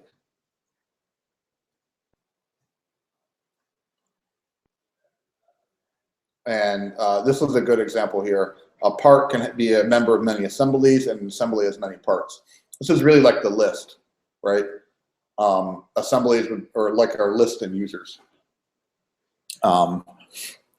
And the reason you need a join table is, if you think about it, our previous sort of simple one-to-many thing with list and items is an item has a list ID, right? But that only allows us to associate the item with one list. It doesn't allow us to associate the item with a bunch of different lists. And pretty quickly, when you think about how you would do that, you start doing stupid database stuff, like storing an array of IDs in a database column, which is possible. I've done, but it's not really the thing to do. Or adding another like row all over the place. So that doesn't work. So what you do is you come up with a join table, right? That kind of keeps track of which which things are related to each other. Does that make sense? It's kind of a bad explanation. Let me show you a real live join table.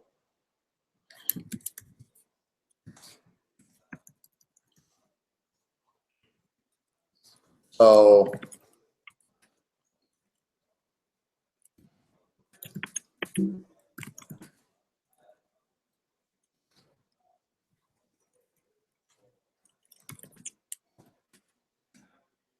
and we could talk about schema. Does everyone know about the difference between the migration and the database schema?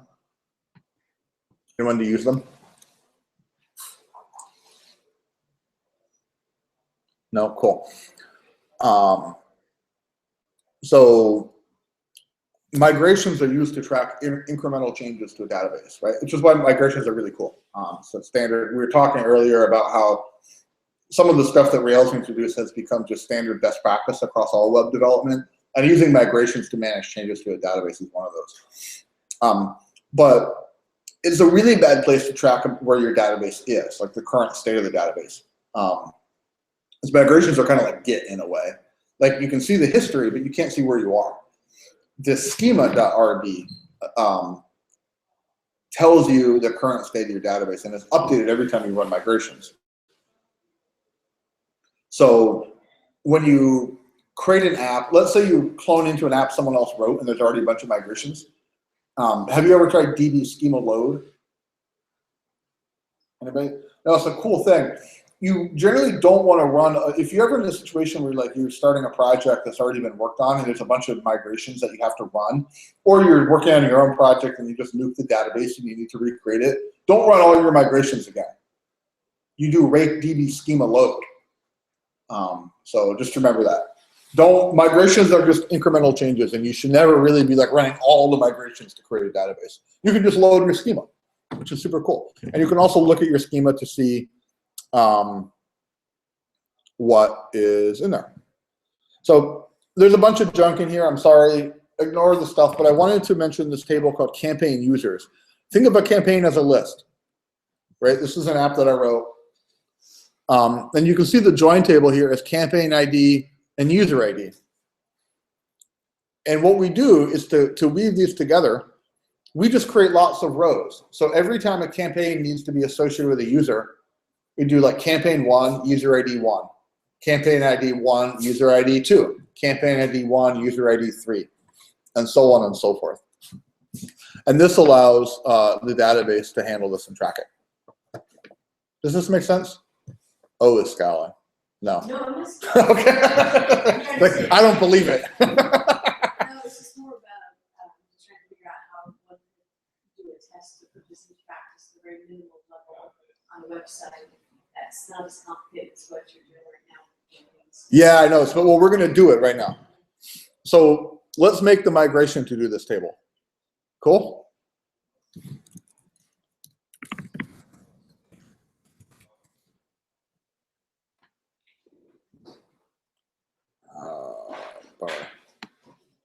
Create.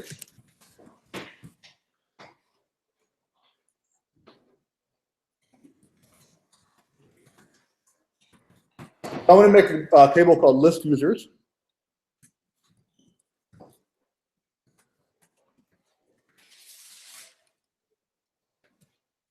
List users. Following this pattern, I'm going to add 2 integer columns.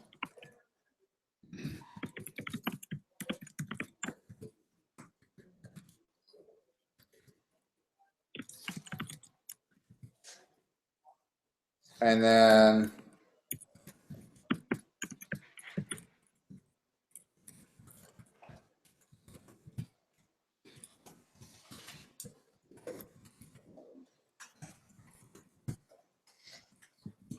cool. This is all we need for the join table. So the first step in this pattern is we're going to make ourselves a join table. And to kind of repeat, a join table is necessary or useful in relational databases every time you have a has many and has many kind of thing, right? Many to many. That's actually the exact precisely way to put it. Many to many relationships in relational databases, I don't know if this is strictly, but tend to require this join table. And if you want it, you can read a lot more about, there's a lot of cool SQL stuff. And this is the same way you do it like Microsoft Access, for example, if you want to do that. So let me know when you guys are cool with the migration here. And I'm just going to run it.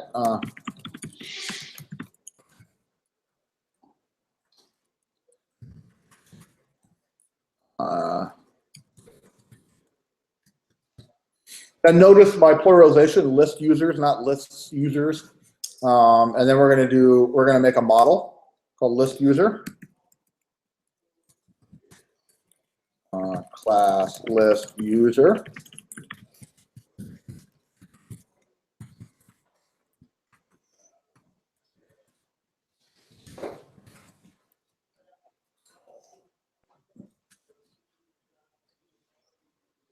Cool. So far, so good. Now we have a little join table. And we can go into the database and kind of manually wire this up right now. This is all we really need. But Rails gives us some nice little helpers. So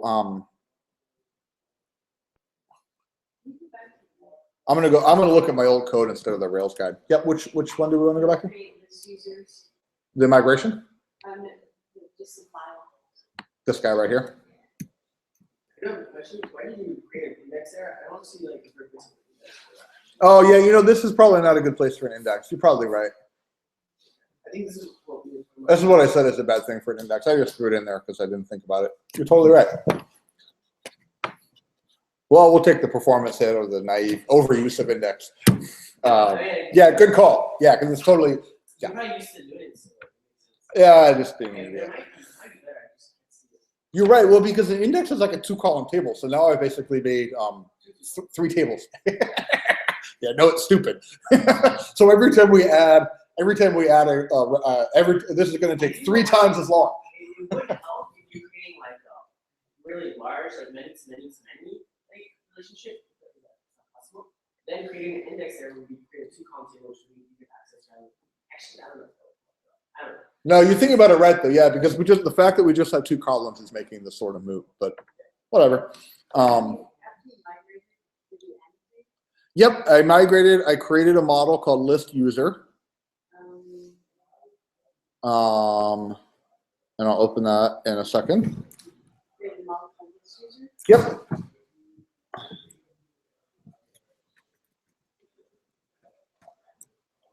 And I just fire annotate off at it.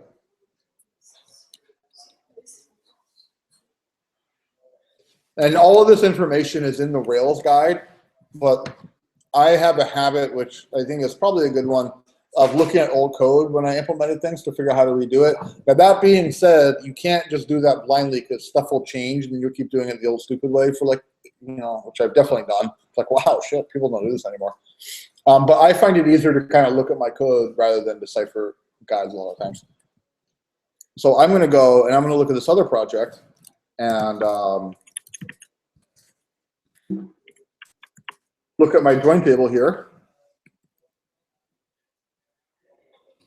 What you can see is pretty much the same thing. I have some weird methods, but I just simply have 2 belongs to declarations in there. Belongs to both of those models. So let's do that.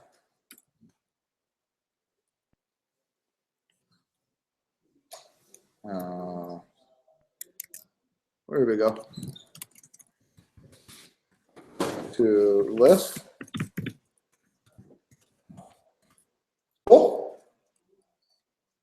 So now we know a list can have many list users.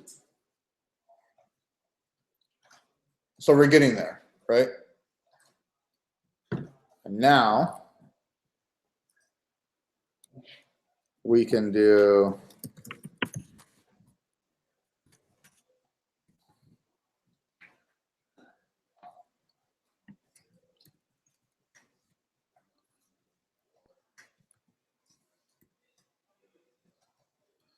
something like this. So we can go into our list file.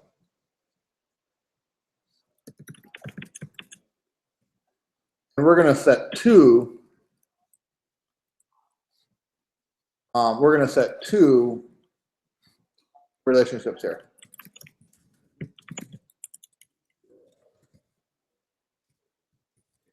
We'll do a dependent destroy here because if we destroy a list, we just want to destroy all the records of the users being associated with it. And then this is the kind of magic.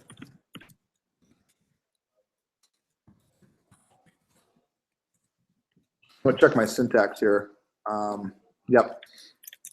What this does, we're doing 2 things. First, we're telling Rails, hey, you have many, this model relates to this list user model, right? And you also have many users through this list user model. So this is kind of manual, if that makes sense. What we're doing is we're just using the simple active record relationship declarations to kind of build ourselves a more complicated many-to-many relationship. And we'll do the same thing, I believe, with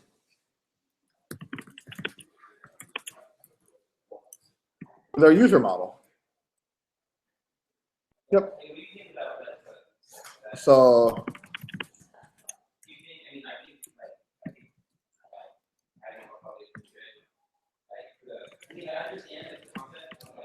as many lists. I'll just leave that off for now. And then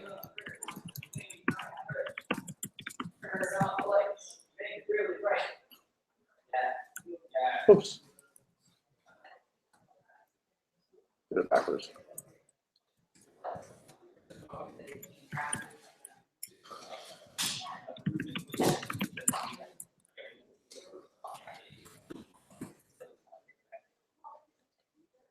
Okay, I'm going to see if this works. I know I kind of got a little bit ahead of you guys on the code, and I'm sorry about that. I will commit this to Git and push it up and put it, yeah, put a thing in there. Let's see if this works.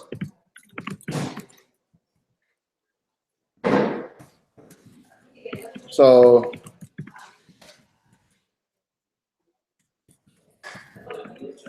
and let's do list.create.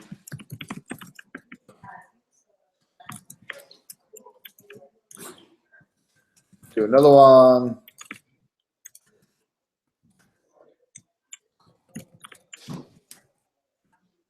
Okay, so now I have a user.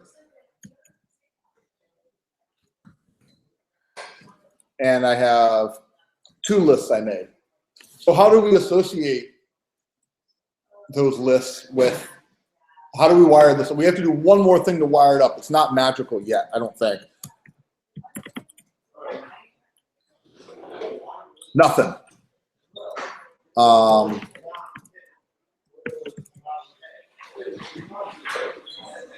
Let's do list last. Whoa.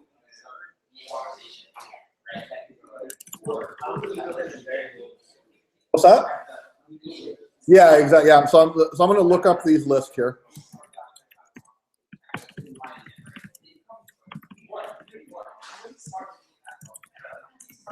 And then is that other one 5? Yeah. Okay, so now I have a user. I have a list 1 and a list 2. Cool. So list 1.user.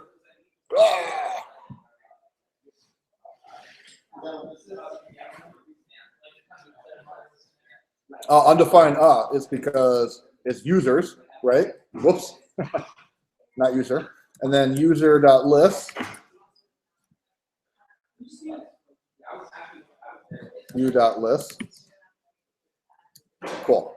Yeah, getting sloppy. When I actually type legal code, we're getting sane results, not what we want.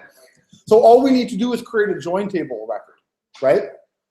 So we can do it.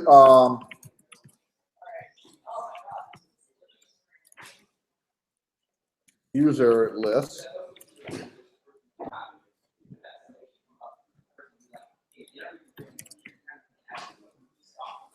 I called it a list user, didn't I? There we go. List user equals list user.new. Cool.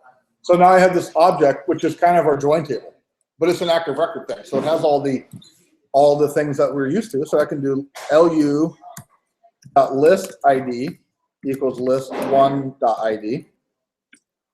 lu.user ID equals u.id.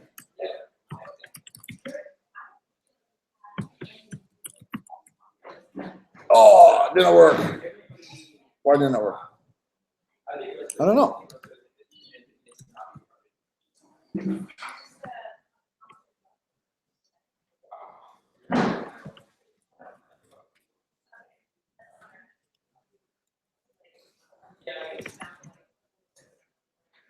Weird. Not sure why that didn't work.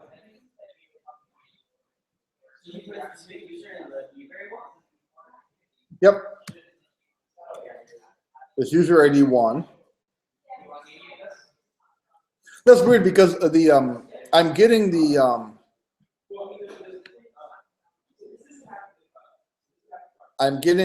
the methods are coming through.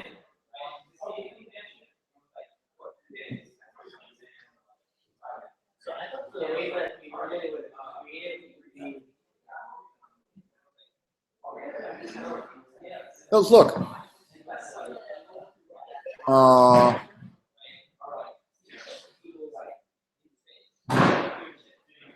Yeah, belongs to, has many, and through.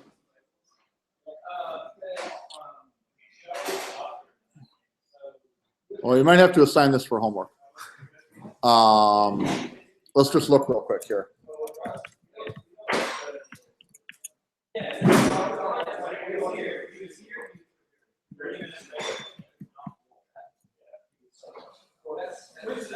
Right, that looks right.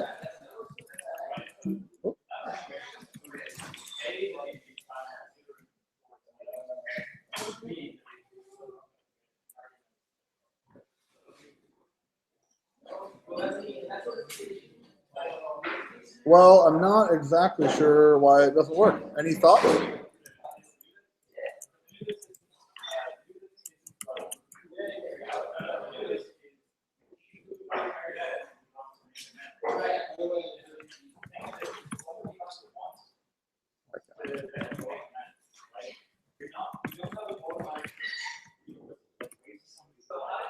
Oh, there we go. It was a caching issue. I thought so. So U is the user, and if I do list, now I have 1.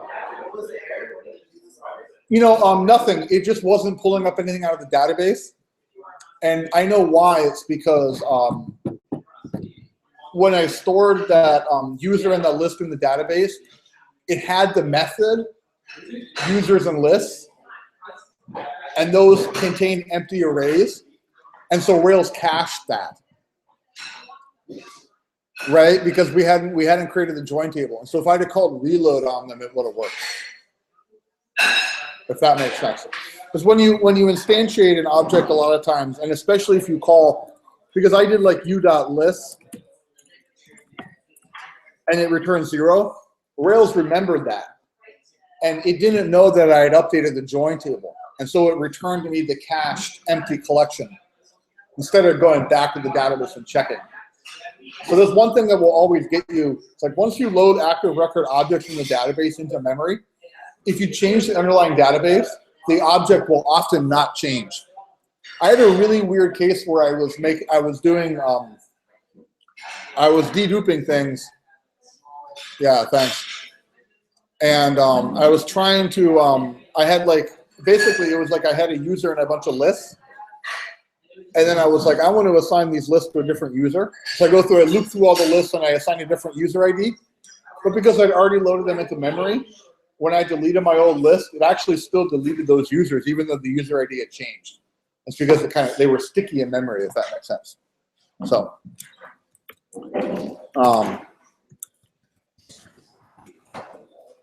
so what do we call it? So U equals user, no, list user. User ID equals u.id.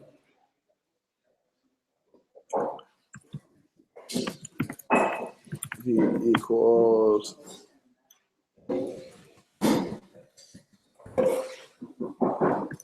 so if I do u.reload, so let's try it again, u.list. Oh, it gave me 2 this time. Okay, so now it went back to the database.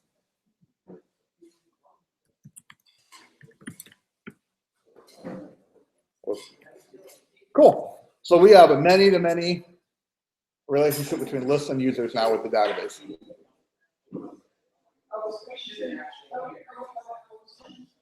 How did you solve that caching issue? Reload? Or I quit the console and restarted it. Yeah, by accident. Yeah, that was weird, but that makes sense. That happens sometimes. Yeah, what you can do is you can do like this. You can do like reload. So, yeah, so this is a cool pattern. One of the problems with this pattern is if you do u.list, look at the SQL here. It creates an inner join, list users on list. So this is hitting both. This is hitting 2 tables now, and that's something to remember. So it can be kind of costly. So now to figure out if a user can look at a list, I have to do the same thing.